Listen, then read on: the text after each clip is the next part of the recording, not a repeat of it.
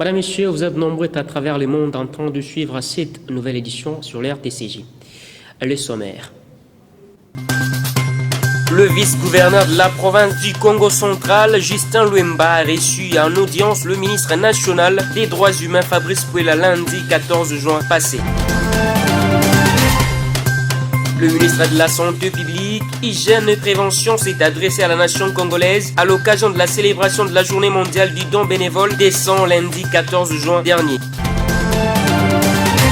En sport, la double cérémonie de remise des trophées au club sacré champion au niveau de l'attente des footballs des Cataractes et du cercle des footballs d'Embanzangungu a vécu dimanche 13 juin 2021 au stade de la Silou à Lukala.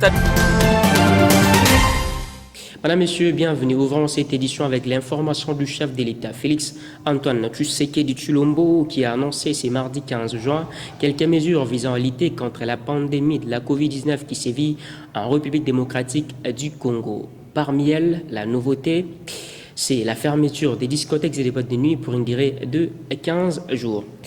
À Kumpese, le ministre national des droits humains, Fabrice Puela, a tenu un discours pendant quelques minutes à la tribune de l'ancienne cité de Kumpese. Suivez ces propos recueillis pour vous.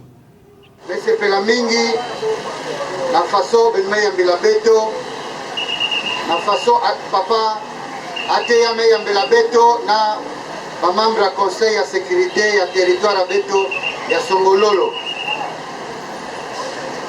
Yazole, Betfona Futsa Matono na Fuma Bwala, président de la République ya Beto, République démocratique ya Congo.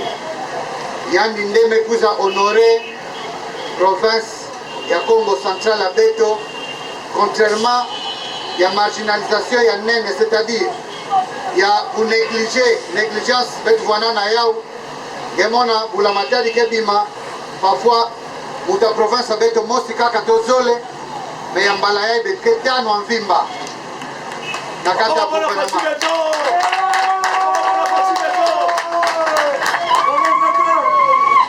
Alors, il y a où mekuza sala que lokola mekuza pona munu amepesa muki yekwa ya kutambusa ministère à droits humains mekuza tuba tournée à Tete, Betfona Bandila Ukaka, la place ya Beto. Mubandilaka na Kitsasa, la prison centrale ya Makala, tumekuwa na prison militaire ya Ndolo, et Bubu Nasuka tumeka tuka na Mbanzangungu, kuna bapangi ya Beto bagekangaka au bagekanga na lufu bagetindaka bao.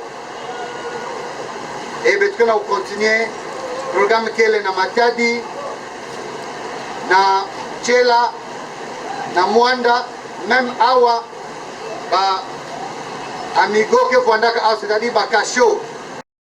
Restons toujours dans la province du Congo central, Madame, Messieurs. Le vice-gouverneur de province, Justin Lwemba, a reçu en audience le ministre national des droits humains, Fabrice Puela, lundi 14 juin dernier. Images et commentaires. En visite de travail au Congo central depuis la semaine dernière, le ministre des Droits humains, Maître Albert Fabrice Puela, a échangé avec le vice-gouverneur de province, Justin Lwemba Makosso, assumant l'intérim du gouverneur de province en mission sur l'objectif de cette descente en province. Étant donné que nous sommes ministres de la République, en arrivant dans une circonscription, il est de coutume que l'on présente les civilités à l'autorité qui est sur place. Tout porte à croire que ces démarches du ministre ayant trait à la réhabilitation des droits humains, notamment l'amélioration des conditions de détention et ou de gestion des pensionnaires des maisons carcérales et pénitentiaires, aura des retombées positives. Autre sujet, autre titre, Madame, Messieurs, mais restons toujours dans la province du Congo central. Selon certaines allégations diffusées dans un média local, la Régie des eaux est accusée de donner à ses abonnés de l'eau impropre à la consommation. Monsieur Romain Mwananzila, chef de cette institution, éclaire l'opinion. Suivez. Nous allons seulement demander à nos abonnés que quand il y a une fuite, nous sommes là pour ça, nous sommes payés pour ça. Quelle que soit l'heure, nos téléphones sont toujours ouverts, vous appelez, ou soit vous passez par les radios communautaires comme vous faites d'habitude. Nos fuites sont signalées par Bango, RTCK, La Joie, Sarah TV. Là, vraiment, je ne cache pas mes sentiments. Je suis très content. Quand il y a des fuites comme ça, il faut nous signaler. Si vous ne signalez pas, et qu'il y a une fuite quelque part qui n'est pas connue par la régie des eaux, une fois-ci, il y a coupure de courant. C'est la ligne qui alimente, la ligne moyenne tension qui alimente notre usine. Les machines que vous avez visitées tout à l'heure là vont s'arrêter automatiquement. Et quand c'est une fuite apparente, qui n'est pas souterraine, l'eau qui s'était stagnée là, ça va rentrer dans la conduite. La conduite va aspirer ça. C'est pourquoi quand vous avez des fuites comme ça, ne vous contentez pas seulement de croire que cette fuite-là s'est transformée en borne fontaine où il faut venir puiser gratuitement. Le compteur est à 1 mètre à l'entrée de la parcelle, mais le robinet, vous pouvez le placer n'importe où. Mais vous voyez là où vous allez placer votre robinet, l'environnement, comment il est. Quand vous allez dormir la nuit, si ce n'est pas, par exemple, l'endroit n'est pas vraiment propre, l'eau ne coule pas, le robinet est fermé, le ver de terre peut monter, il trouve l'orifice de votre robinet, il se met là-bas. Le matin, quand vous vous réveillez, lorsque vous allez ouvrir le robinet pour puiser de l'eau, ce qui va s'injecter en premier lieu, c'est ce ver de terre qui a monté. Là, vous allez toujours connaître la régie des eaux. Voilà à peu près. Nous allons demander à nos abonnés de nous faire confiance. Nous avons suivi l'élément. Notre eau ne change pas de couleur. Vous-même, vous avez vu. Le ministre de la Santé publique, Hygiène et Prévention s'est adressé à la nation congolaise à l'occasion de la célébration de la journée dits dons bénévoles des sangs le 14 juin dernier. Suivez ses commentaires. Chers compatriotes, le 14 juin de chaque année, le monde entier célèbre la journée mondiale du don de sang.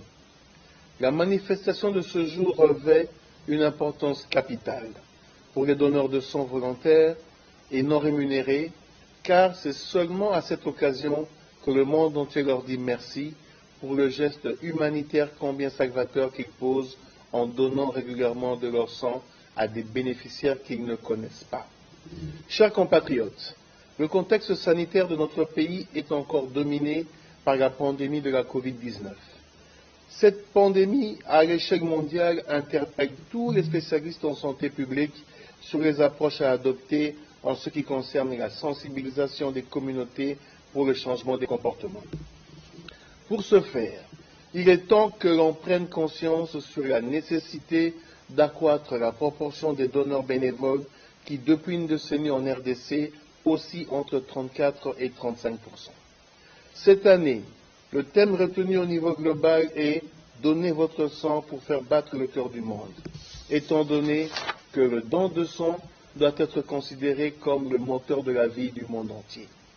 C'est pour cette raison que le monde entier est appelé à se mobiliser pour permettre aux banques de sang de s'approvisionner régulièrement en produits sanguins afin que la disponibilité et l'accessibilité du sang de qualité soient des principes garantis, et ce, dans la perspective de la couverture sanitaire universelle. À cet effet, le gouvernement de la République, à travers mon ministère, remercie solennellement les donneurs bénévoles de sang qui ont continué à donner de leur sang pour sauver des vies en danger dans le contexte de la pandémie Covid-19. En République démocratique du Congo, la demande des produits sanguins est supérieure à l'offre, dans la mesure où, en moyenne, 1500 à 2000 personnes sont transfusées chaque jour en République démocratique du Congo. Ces statistiques devraient nous interpeller sur le rôle que doit jouer chaque acteur pour que l'activité du don bénévole de sang soit la préoccupation de tous. La campagne de cette année mettra particulièrement l'accent sur le rôle des jeunes dans l'approvisionnement des produits sanguins. Dans de nombreux pays au monde, les jeunes ont été en première ligne dans les initiatives de volontariat et de dons bénévoles de sang. Le gouvernement de l'Union sacrée de la nation est profondément préoccupé par la sécurité sanitaire de tous les Congolais et spécialement celle des mères et des enfants. Il s'engage de ne ménager aucun effort pour garantir la sécurité transfusionnelle en République démocratique du Congo, car le couple mère-enfant reste l'une des cibles de la couverture sanitaire universelle. Celui-ci bénéficie environ 80% des produits sanguins dans nos structures de soins. Pour cette raison, j'adresse mes remerciements au président de la République, chef de l'État, son Excellence Félix Antoine Tshisekedi Tshilombo, garant de la paix et de l'unité nationale qui fait de la couverture de santé universelle sa préoccupation majeure. Mes remerciements s'adressent également au gouvernement de la République, conduit de main de maître par son Excellence, Monsieur le Premier ministre Samalou Kondé, pour avoir aligné la santé parmi ses priorités. Enfin, j'adresse mes remerciements à tous les donneurs bénévoles de sang, réunis au sein de la Fédération des donneurs bénévoles de sang, et les encourage à ne pas se lasser afin de garantir à la population congolaise un sang de qualité. Que cette journée nous interpelle tous sur l'importance du don bénévole de sang, car la vie de plusieurs compatriotes en dépend. Le don de sang devra aussi contribuer à faire battre le cœur du Congo. Que vivent les donneurs de sang volontaires et non rémunérés, que vive le 14 juin, journée mondiale du don bénévole de sang, que vive la République démocratique du Congo. Je vous remercie. Le président de la République démocratique du Congo, Félix Antoine Tshisekedi Tshilombo, a reporté l'hommage qu'il voulait rendre à Patrice Emery Lumumba. Suivez, madame, messieurs. La recrudescence des cas de contamination et même de décès dus à la virulence de la troisième vague de coronavirus en République démocratique du Congo exige des mesures de précaution afin de mieux protéger la population congolaise. Devant la presse nationale et internationale, le chef de l'État Félix Antoine Tshisekedi Tshilombo annonce avec regret le report de la cérémonie d'hommage à Patrice Emery Lumumba dont les reliques auraient pu être restituées, rapatriées et inhumées dans la période du 21 au 30 juin de l'année en cours. Ici, c'est pour vous dire avec tristesse que la situation est grave. La situation de la pandémie de Covid. Nous avons constaté une recrudescence des cas de contamination et malheureusement des cas de décès aussi. Comme je vous l'ai dit, cela a malheureusement eu pour conséquence le report de la cérémonie d'hommage à notre héros national, le Premier ministre Patrice Emery Lumumba, dont les reliques funéraires auraient dû être rapatriées dans son pays natal. Les hommages allaient commencer à partir du 21 juin en Belgique avec les autorités belges pour se poursuivre ici au Congo. Une cérémonie qui aurait dû être grandiose, qui aurait dû connaître la participation de tout notre peuple, parce que c'est ça que nous avions préparé. Mais malheureusement, comme je vous l'ai dit en prélude de cette communication, ça n'a pas été possible de la tenir. Il faut se rendre à l'évidence, il faut privilégier la santé de nos compatriotes et donc, malheureusement, je suis au regret d'annoncer le report de cette cérémonie. Un report, oui, mais pas une annulation. Le garant des institutions livre une nouvelle date. Les hommages au Premier ministre de la République démocratique du Congo et héros national Patrice Emery Lumumba auront bel et bien lieu du 8 au 17 janvier 2022. Ce n'est qu'un report qui nous verra refaire la même chose. Peut-être que c'est Dieu qui l'a voulu ainsi pour que la cérémonie soit encore plus grandiose. Et donc elle est reportée au 17 janvier de l'année prochaine. Et il y aura la même chose, les hommages en Belgique, les hommages au Sankourou et à Kisangani. Et enfin, le clou de cette cérémonie sera ici à Kinshasa à cette période-là. Sa personnalité, son combat et son apport dans le processus de l'indépendance de la RDC, la marque Lumumba est beaucoup plus retentissante, a dit le chef de l'État Félix-Antoine Tshisekedi Tshilombo. Ce qui n'est pas forcément un oubli à l'égard de ses compagnons, allusion faite ici à Paulo Maurice et Joseph Okito. Évidemment, Patrice Emery Lumumba, c'était le Premier ministre de ce pays, le premier Premier ministre. Et donc, forcément, sa personnalité, vu son combat, vu le rang qu'il a occupé, est beaucoup plus marquante que ses autres compagnons d'infortune. Rendre hommage à Lumumba n'est pas forcément oublier Okito et Mpolo. Il leur sera aussi réservé une place dans cette cérémonie. Bien avant ce face-à-face avec les professionnels des médias, François et Roland Lumumba, deux fils du héros national, avaient été reçus en audience par le chef de l'État. Ce point de presse intervient quelques heures seulement avant que le chef de l'État s'envole pour la ville de Goma, où il va compatir avec cette population meurtrie du fait de l'éruption volcanique du 22 mai dernier. Après avoir reporté l'hommage qu'il voulait rendre à Patrice Emery Lumumba, le couple présidentiel s'est rendu à Goma dans le Nord Kivu samedi dernier. Regardez. La terre a cessé de trembler à Goma et les laves dévastatrices ont arrêté leur course vers le centre-ville. Même si la ville volcanique de Goma garde encore les stigmates de la catastrophe du 22 mai, la vie a repris de plus belles manières, mais beaucoup de retournés manquent de logis. C'est pour manifester sa proximité affective et effective avec cette population que le chef de l'État, Félix-Antoine Tshisekedi Tshilombo et la distinguée première dame Denise Nyakeru sont arrivés à Goma ce samedi en début de soirée. Le couple présidentiel a choisi un régulier de la compagnie africaine d'aviation pour venir consoler cette population qui a stoïquement résisté à la colère de la nature. Sur le tarmac de l'aéroport de Goma, le président de la République et son épouse ont été accueillis par les gouverneurs militaires des provinces avant de traverser la haie d'honneur formée pour la circonstance. Députés nationaux, sénateurs, ministres, notables et autres dépositaires des pouvoirs d'État sont venus saluer le couple présidentiel en mission de compassion dans le Nord Kivu. Malgré l'obscurité, la population massée à l'aérogare de Goma a manifesté sa joie de voir le premier citoyen venir à sa rescousse.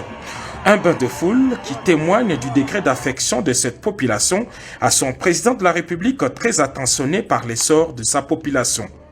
Ainsi qu'il l'avait promis, le chef de l'État, Félix-Antoine Tshisekedi Tshilombo, est revenu à Goma pour suivre de plus près l'opération d'assistance humanitaire à quelques 1700 personnes, dont 3500 maisons ont été détruites par le volcan Nyiragongo.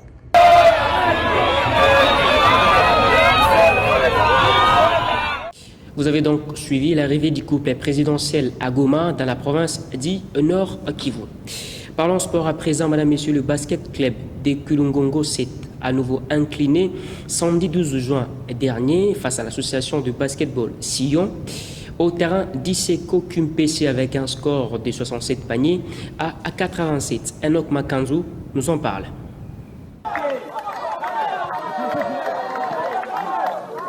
Dans le cadre du championnat local organisé par le cercle de basketball dans le territoire de Songololo Sebasong en sigle, l'association de basketball Sion a battu pour la deuxième fois le BC Kulungongo à la demi-finale de cette compétition et l'équipe Sion Kimpese est qualifiée pour la finale du championnat organisé par cette entité. Les athlètes de l'association de basketball Sion, très contents de leur prestation depuis le début du championnat, ont exprimé leur joie. Je veux dire que la victoire, elle est méritée. Nous avions tenu bon, bien qu'ils ont apporté du renfort. Donc c'était une sélection de sélection, mais bon, l'équipe Sion pouvait toujours défendre son titre ici à Kimpese surtout. Et nous sommes très émus, très contents. Et c'est vraiment une victoire sacrément mérité. L'objectif de la saison, c'est de se qualifier pour la Coupe du Congo. Et là, nous sommes encore au championnat local. Donc, comme je l'avais dit tantôt, l'objectif, c'est la Coupe du Congo. Mais la Coupe du Congo, il faut d'abord jouer les provinciales. Et pour l'instant, je peux dire, le cri, c'est un ouf de soulagement. Parce que déjà, avec cette victoire, nous sommes qualifiés pour les championnats provinciaux. Il s'y est de rappeler que si on va jouer la finale avec l'association de basketball Crawford qui a écarté Seco à la demi-finale. La double cérémonie de remise des trophées au club sacré champion au niveau de l'attente des districts des Cataractes et du cercle de football d'Mbanza-Ngungu a vécu dimanche 13 juin 2021 au terrain de la Silou à Lukala. Alain Pascal Oumonadio nous en fait les points.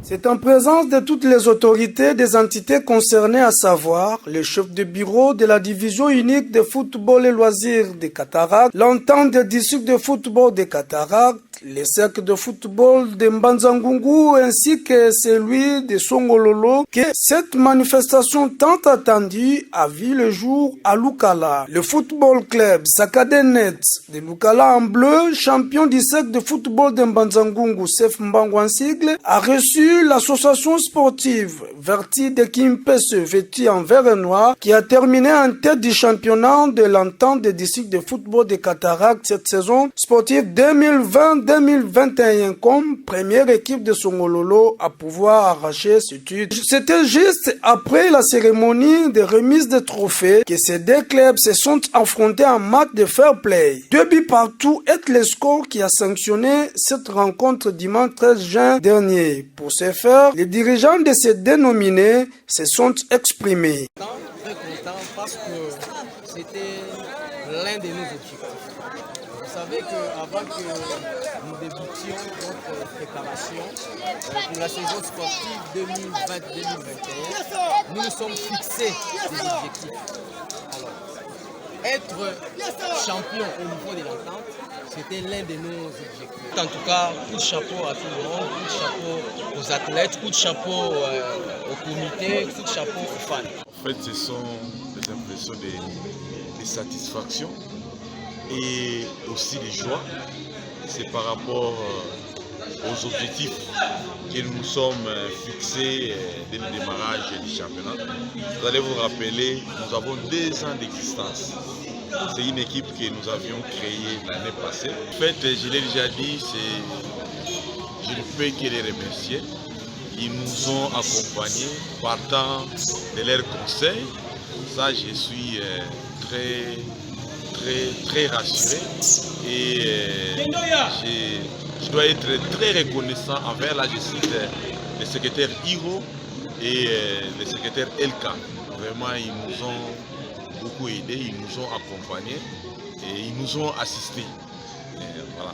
Avant de quitter Lukala, un verre a été partagé aux autorités qui ont organisé la dite cérémonie. À noter que le cercle de football de Songololo Sefsong attend son tour pour organiser pareille cérémonie dans les jours qui suivent.